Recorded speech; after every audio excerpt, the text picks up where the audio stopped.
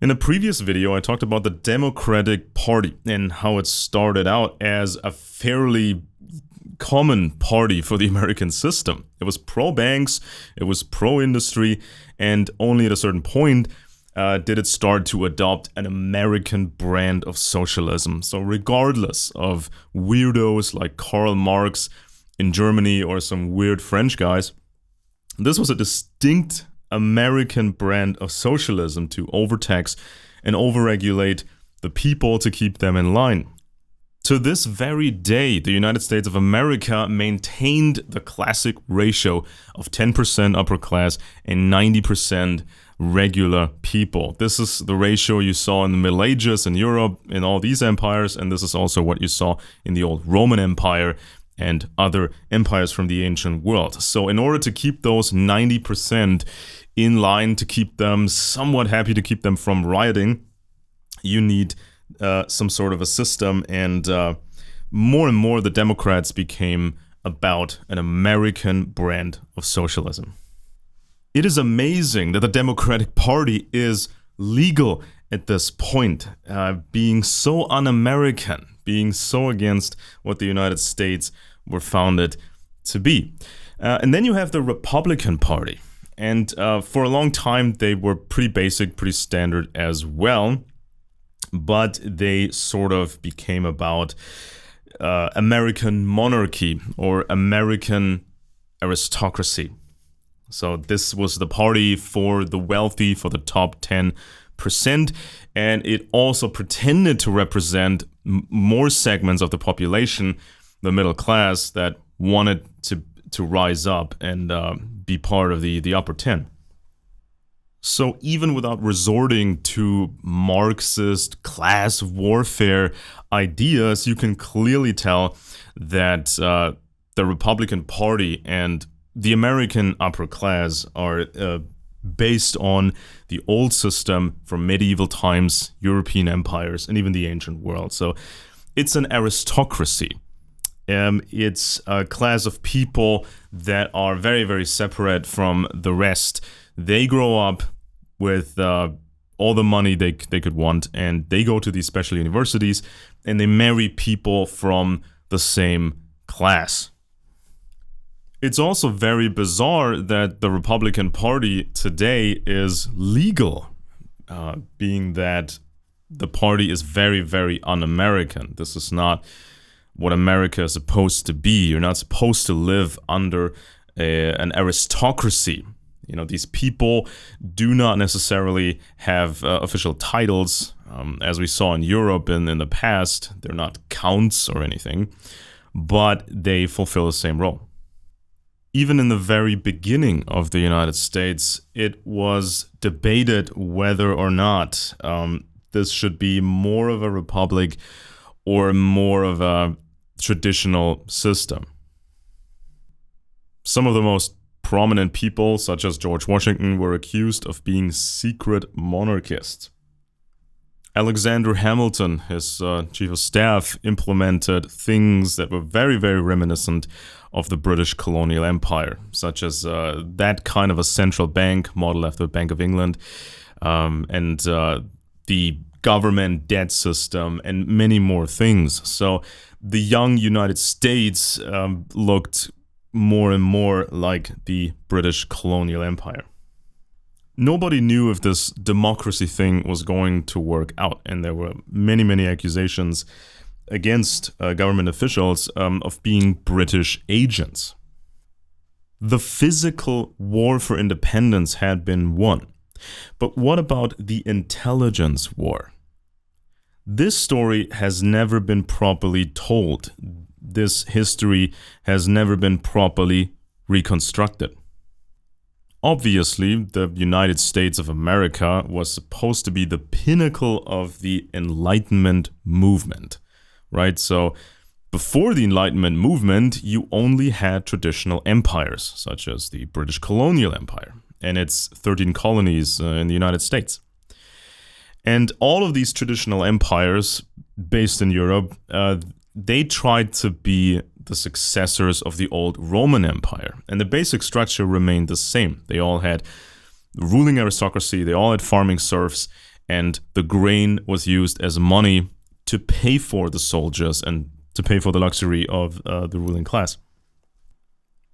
But during the 1700s, something remarkably changed. We saw the rise of modern science, and the British colonial empire pretty much dominated science through an organization called the Royal Society. And it became clearer and clearer that the traditional model of an empire wouldn't necessarily work in the future, because through science, you needed more and more of your citizens to be in schools, to be in factories, to be in universities. You needed to give your citizens more freedom, and you needed them to produce things that an empire needed. The French monarchy refused this transition. They refused to change their model of empire, and they fell.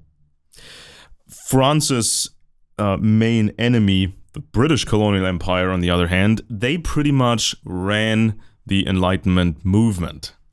For example, British Freemasonry was created for that purpose in 1717. This was not really the beginning of Freemasonry. Apparently, it goes back quite a while in Scotland, but that's another story. The British Masonry from 1717 had a strong emphasis on scientific endeavor. Many people don't know about this, but this is very, very important to Freemasonry. And Masonry was supposed to be the sister organization of the Royal Society for Science. So they wanted to control science, and thereby they wanted to control the transformation of the empire, transformation of society. You didn't want to lose control. You didn't want a natural progression. You didn't want an organic development. The ruling class did not want to be overthrown by the people. During the 1700s, France held vast amounts of land in Northern America. So a large chunk of what is now the United States was actually France, or New France. And Britain's colonies, the so-called 13 colonies in America, were comparatively small. And you've seen a lot of fighting going on between the French and the British, involving the Native American tribes as well. George Washington was very, very, very ambitious, and he worked for Britain and made quite a lot of money with it. And he also rose up in the ranks of Freemasonry. Anytime he would progress the British cause, he would get basically another promotion.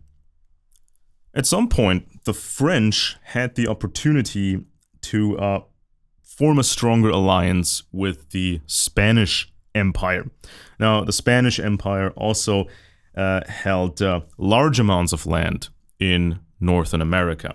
And this alliance between the French and the Spanish, this became a huge threat for the 13 British colonies in America. So, what to do? And all of a sudden, George Washington and other loyal servants of the British Crown declared their independence. Now, this seemed like a very, very bad phase for the British Empire. But let's not forget that George Washington could barely muster any significant amount of troops. These people he could raise were not trained as the British troops were.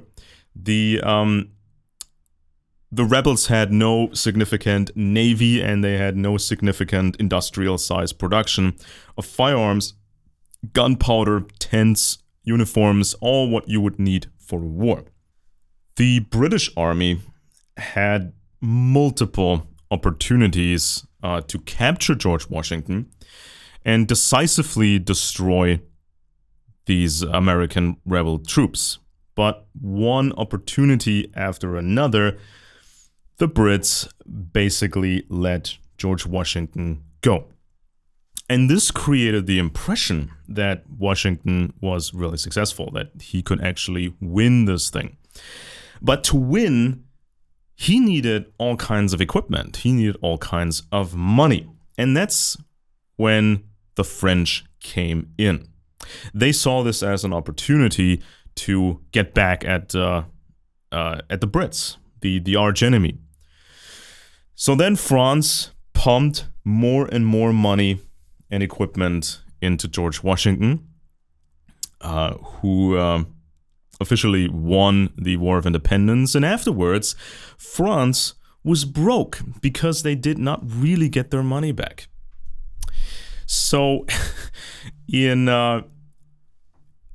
a few years after the American Revolution, you saw the French Revolution because France was broke and they couldn't maintain their old school system. And the new governments in France, they actually decided to sell these vast amounts of land in North America to George Washington and Thomas Jefferson and the new United States. So there are several possibilities here. It is possible that Washington, Thomas Jefferson, and others, it's possible that they at some point made a secret deal with the British and decided to somewhat align in order to beat the French.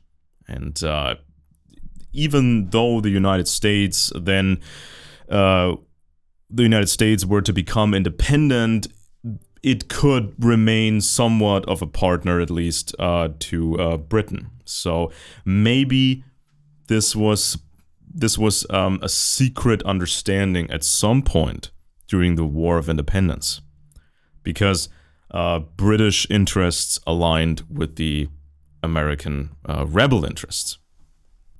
Without any sort of secret deal, the new United States were still very, very small compared to all that French territory in North America.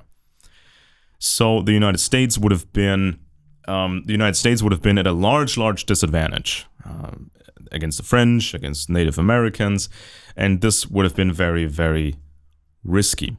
A secret deal, on the other hand, a secret coordination with the Brits, on the other hand, may have appeared very, very desirable. And that sort of history has not been properly looked at, because this goes into some of the highest levels of intelligence work, where two battling countries, or two battling factions, Britain and the United States rebels, where they could have a secret agreement at some point. And it's also theoretically possible that George Washington, Thomas Jefferson, and some others were agents of the British to begin with.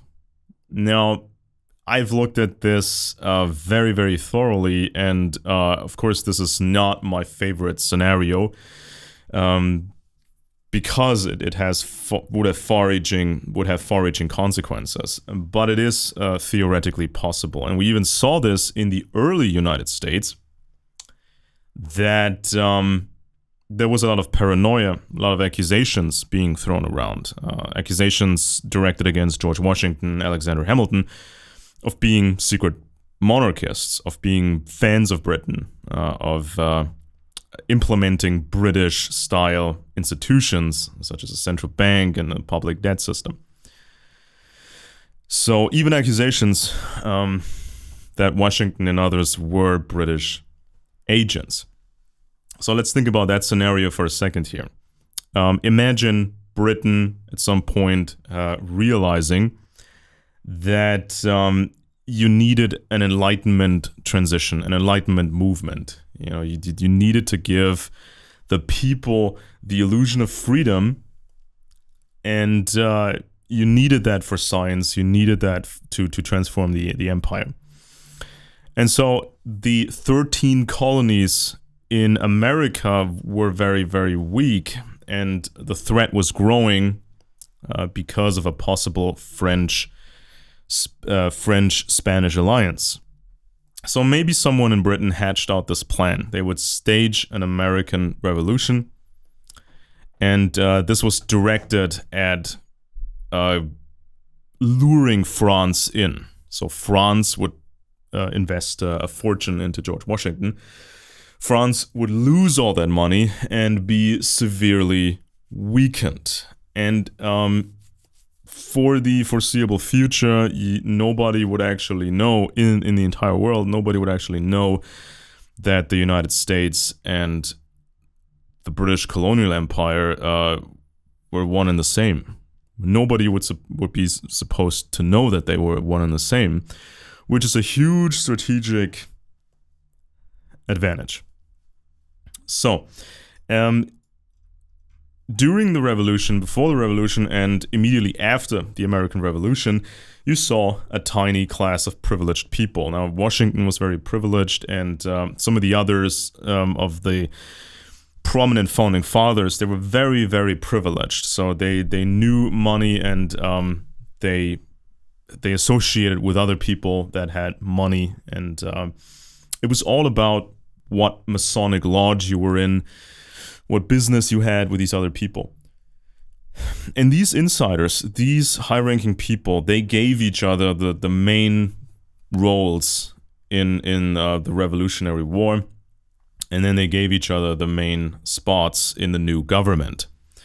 Now, nobody quite knew how this democracy thing was going to pan out, if this was going to work at all. And so many people were quite baffled that the new United States implemented policies and new institutions that were modeled after Britain, such as the central bank, public debt system. It was a lot of paranoia. So critics said at the time George Washington was like a baron. He was always interested in wealth. He had limitless ambition. And Washington was accused that he launched this war for independence mainly for his own ambitions. So the first big parties were the Federalist Party, led by Alexander Hamilton, who was very pro-British. And then you had, and Hamilton was a big fan of Britain and the monarchy, basically. And then you had the Democratic Republican Party, led by Thomas Jefferson. And that party claimed to be more towards a republic and not an aristocratic system. So Hamilton used to be George Washington's chief of staff, and he implemented the first Bank of the United States, first central bank, modeled after the Bank of England. And this Bank of England had established the fractional reserve banking system, which gave a large advantage for the ruling class compared to these other banking systems that had been tried out by the French or by Portugal and all these empires. So with a central bank like the Bank of England, you could sell war bonds, you could finance your wars through things of that nature. The public debt system and that sort of thing. The first Bank of the United States and the second Bank of the United States were not very stable, and this is where some of the criticism at the time came from. So certain politicians feared that this was going to implode, and then they wanted to end this kind of central bank and implement something new. Especially people in the South and the average citizens, they really did not trust Hamilton. They thought he was too British, and they thought he preferred rich people, people from the East Coast. So the new political system had to placate two groups mainly. You know, one group, the average citizen, And the other group was kind of the ambitious class, the well-connected class, the wealthier class. So that's why you had two main parties early on in the United States, and one party was more geared towards the wealthy, and the other party was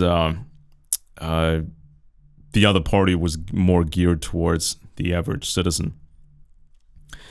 There was a man called Benjamin Bash, and he attacked George Washington in his newspapers. He accused Washington of being a shill for the British monarchy who had to be exposed. Washington was supposed to be a very greedy man who advanced his own interests through the revolution. Adams supposedly was a failed diplomat who wanted a crown for himself and his offspring. And Alexander Hamilton was accused of being the biggest monarchist of all of those. So Bash kept saying through his newspapers, that Washington, during the revolution, during the fight, that Washington had some sort of a secret deal with the Brits. So secret collaboration. And as I explained, it's not too far off, because if there hadn't been a secret deal between Washington and the Brits, this whole thing could have failed.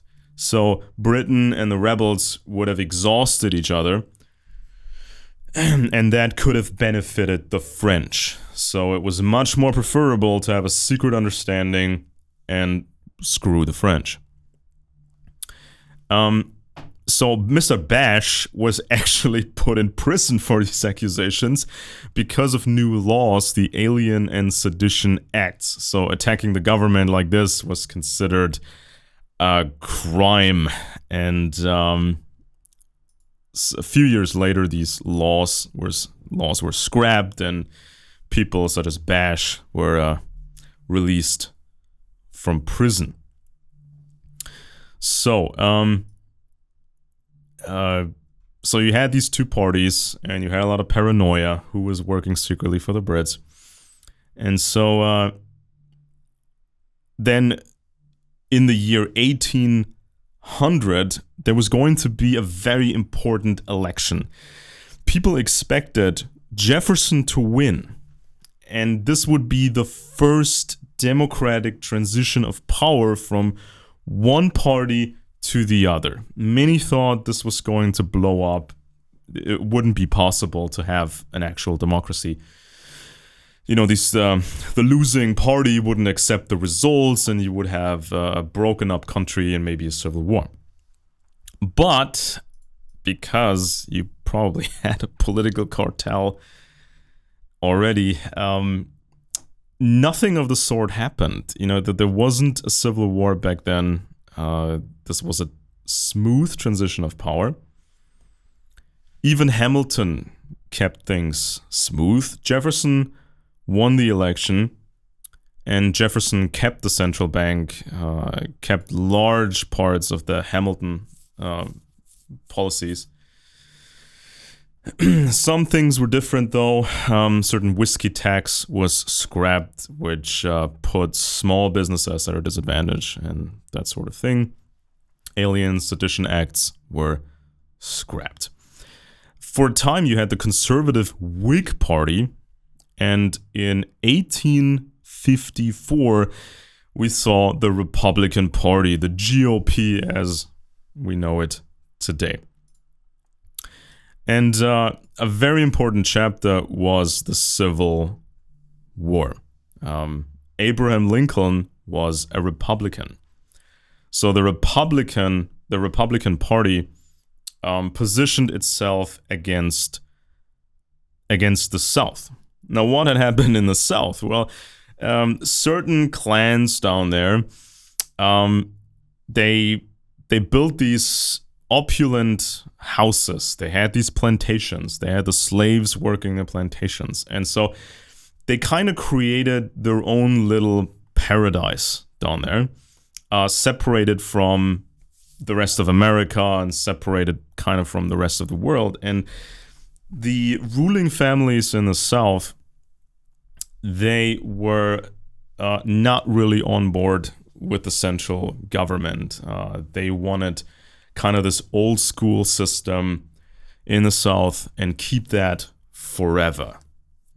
While the world was moving on, you have to remember, the South produced goods such as, or they harvested and produced resources such as cotton, but this was the 1800s. This was the age of science and industrial production. And if an empire wanted a future, it needed industrial production. It needed that enlightenment. It needed that transition or great reset, if you will. And it became clear during the Civil War that the South was lacking industrial capabilities. They did not have an opulent arms industry, and they did not have these financial industries and the financial power. So that's why the North could invade the South and win decisively. So this was a power struggle. This was about maintaining a coherent United States empire and have a transition from the old system, slavery and producing cotton, transitioning it to a modern empire where people thought everything was free and you had all the opportunities in the world.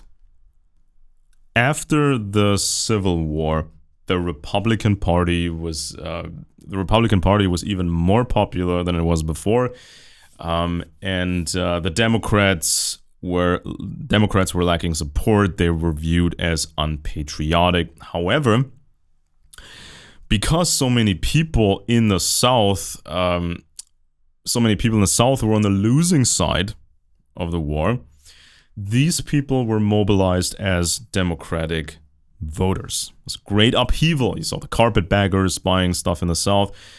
Freed slaves needed jobs. Then lots of white people needed job security and whatnot. And so the Democrats and their newspapers actually created this romanticized image of the cool cowboy dude, right? The whiskey guzzling, cigar smoking, hot guy, the cool guy who was a free spirit, politically incorrect, and didn't like the central government. So this was just marketing for the most part. And it was the Democrats who were really, really strong in the South for about 100 years. Many people actually don't know that.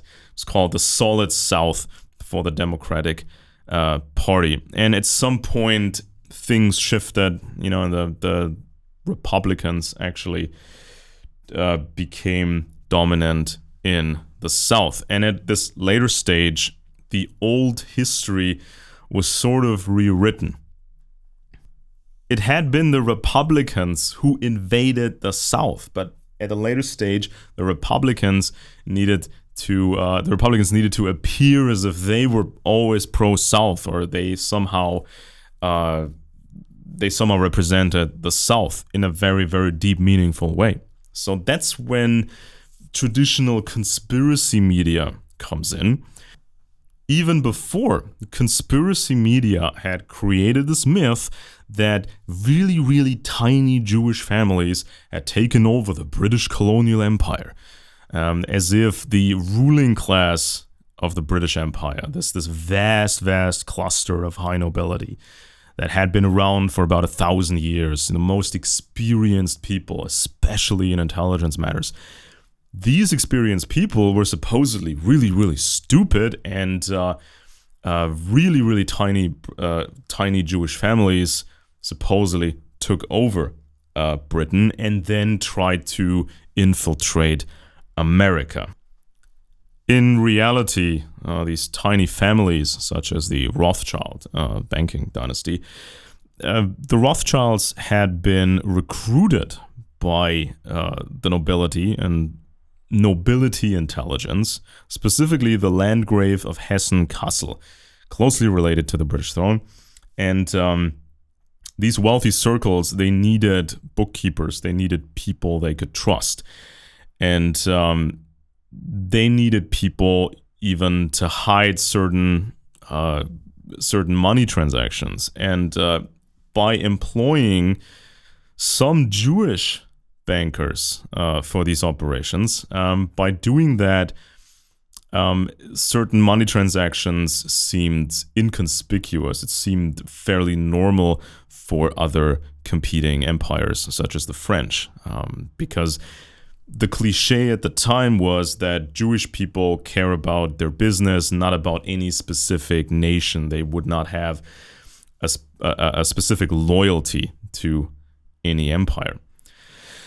And so retroactively, conspiracy literature tried to rewrite American history.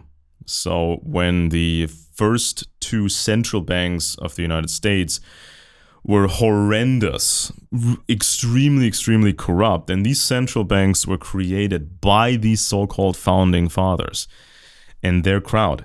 When these central banks were incredibly corrupt, this history was rewritten so that mysterious Jewish bankers, so that mysterious Jewish bankers had messed it all up in America and were responsible for all the instability, right? So anything to protect this romanticized image of the founding fathers. And when it came to the Civil War, history again was rewritten by conspiracy literature to make Jewish bankers responsible for the Civil War. And long story short, the story goes like this. These supposedly demonic Jewish bankers approached Abraham Lincoln and demanded that he would get into massive debt, which he refused. And then this Jewish conspiracy kind of got this war going between the North and the South. One of the next presidents was Ulysses S. Grant. He was a Republican. He used to be a general in the Union Army.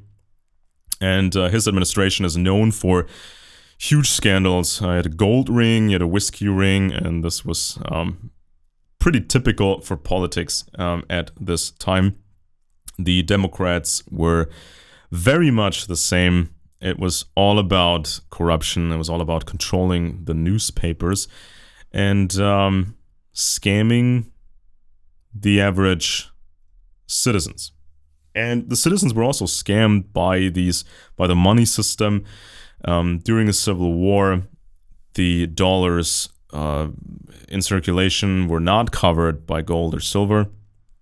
These greenbacks were needed to pay for the war, but this created inflation. So basically, the average citizen was expected to pay the bill for this war to keep this United States empire coherent.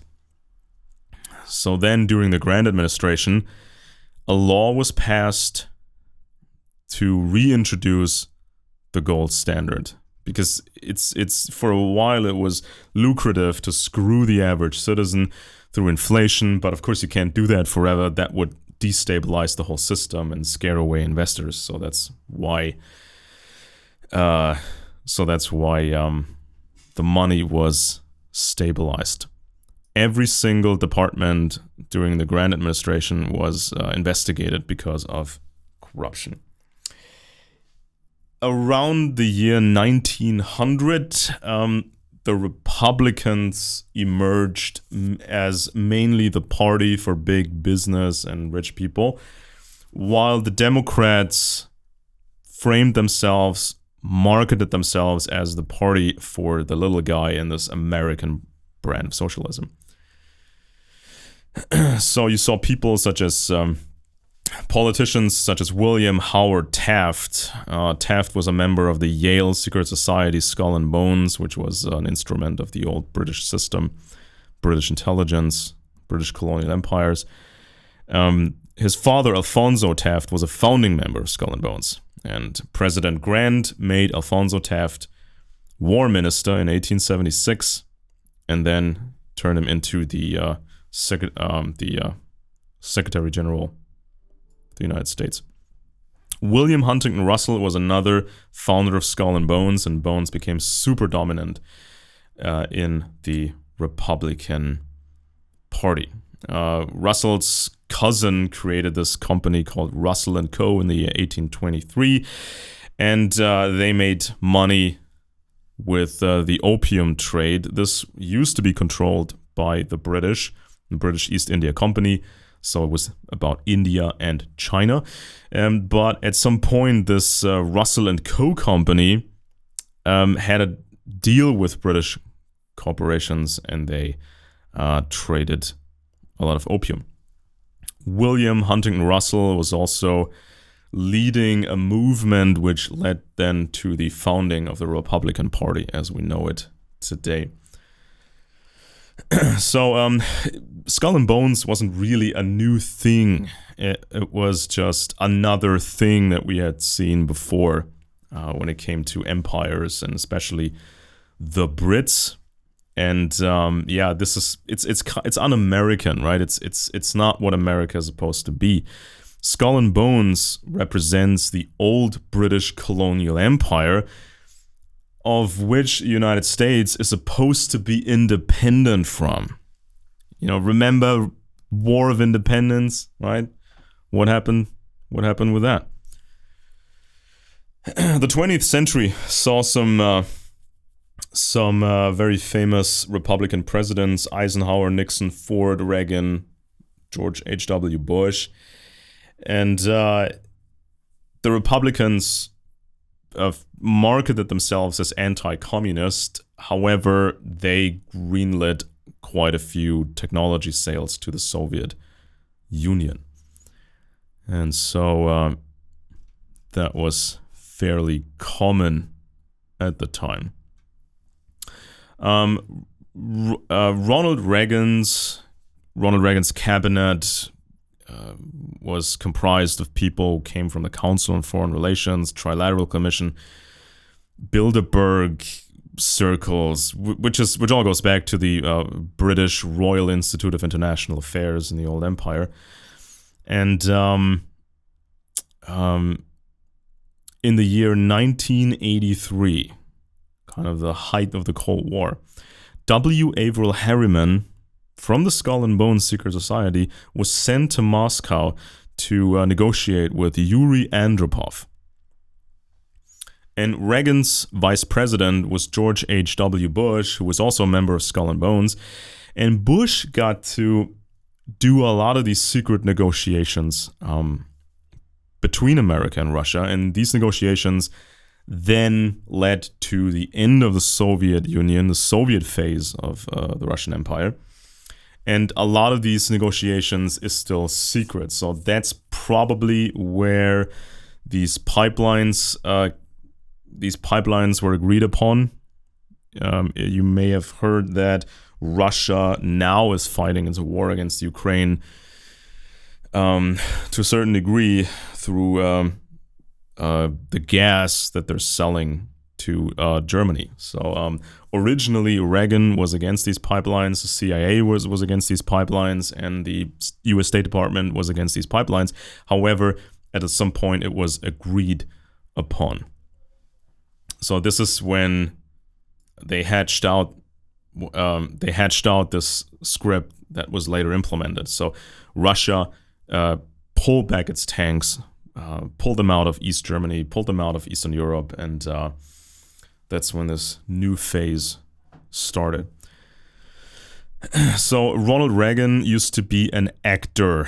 He was president of the Actors Union, and he was an FBI informant. He was chasing communists and communist sympathizer, and worked for General Electric, a company that's linked to Skull and Bones, and he became a conservative in public during this General Electric stint. Reagan became a member of the Republican Party in 1962, and then, of course, he had quite a career. So this is very, very typical for intelligence assets, confidential sources. being successful than in politics. Later, George H.W. Bush became president. He had worked as a fighter pilot in the war against the Japanese, became a member of Skull and Bones at Yale, and in 1988, the Nation published an article alleging that Bush had joined the CIA in some capacity as early as the 1960s. He said this wasn't true. At a later stage, he became director of the CIA. Bush and Gorbachev met in December of 1989, the Malta Summit. There they hatched out some more details about German reunification.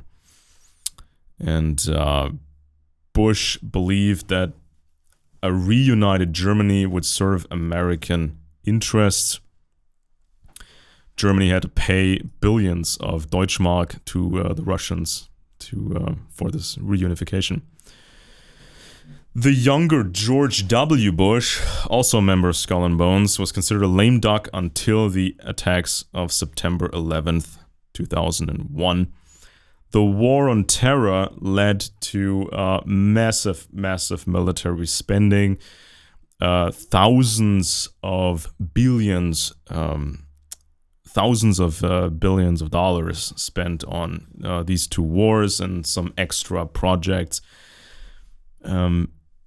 This kind of kept the American empire going as a in-between episode until the Russians became a credible threat again, until the Chinese would become a credible threat. Because without a credible threat, there would not be a United States empire.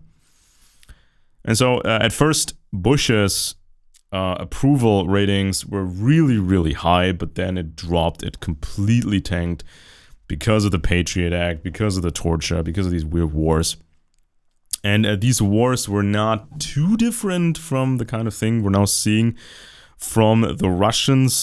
This is not really excusing what the Russians are doing. Just objectively, it has become quite common to launch these wars and claim this is just a special operation, or this is to preempt a certain immediate danger. Television networks such as Fox News implied that after another Al-Qaeda terror attack, especially a larger terror attack, the president would be an outright dictator and could rule everything.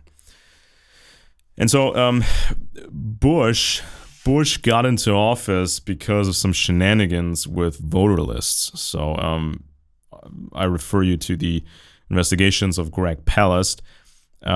Basically, you can use all kinds of trickery to keep people from voting. People who would vote Democrat on a regular basis. And this kind of trickery was done twice for Bush and the Republicans in the year 2000 and 2004. And this sort of trickery was done again in 2016 to get Trump into office. However, the Democrats, the Democratic Party did not really do much against that because it's a political cartel. It's a two-party system. And it's supposed to go back and forth. If it was up to the people, they probably would have voted for Democratic presidents for 20 years straight or more. Mainly because of the Republican scandals, mainly because of people were tired of the Cold War. And they thought this was now an era, a better era with Democratic presidents and more peace. But the system can't have one Democratic president after the other, right? It would have been Bill Clinton, and then it would have been Al Gore or John Kerry, who was also a member of Skull and Bones. And then it would have been Obama, and then it would have been Hillary. So this was prevented through trickery. And the Democrats were complicit in this trickery because they did not raise the alarm, right? They did not make a big fuss. They're making more of a fuss now about the storming of the Capitol, which was a serious event. Um, but Trump's feeble attempts at dismissing the election results of 2020, these feeble attempts pale in comparison to what the Republicans did in the year 2000 and 2004. Right? So that makes the Democratic Party complicit. During the Bush administration, conspiracy media was strongly against Bush. It was strongly against the Republican Party. And conspiracy media warned of a two-party cartel that was fairly common at the time. However, once Obama became president, the tone sort of shifted. And then you saw platforms, conspiracy platforms, moving closer to the Republican Party, moving closer to television networks such as Fox. And then, of course, during the Trump years, this escalated to a point where you barely could make out a difference between traditional conspiracy media and mainline Republican media. So it's crazy to see how conspiracy platforms that used to be very, very much against Bush, the same platforms now call Ron DeSantis the new leader of this political protest conspiracy movement. Ron DeSantis, who is a Yaley, who is very much establishment. It's interesting to see that conspiracy media had grown quite large over the years, yet it never was capable or willing to establish independent political candidates and make them successful. It was never managed to weaken the two-party political system.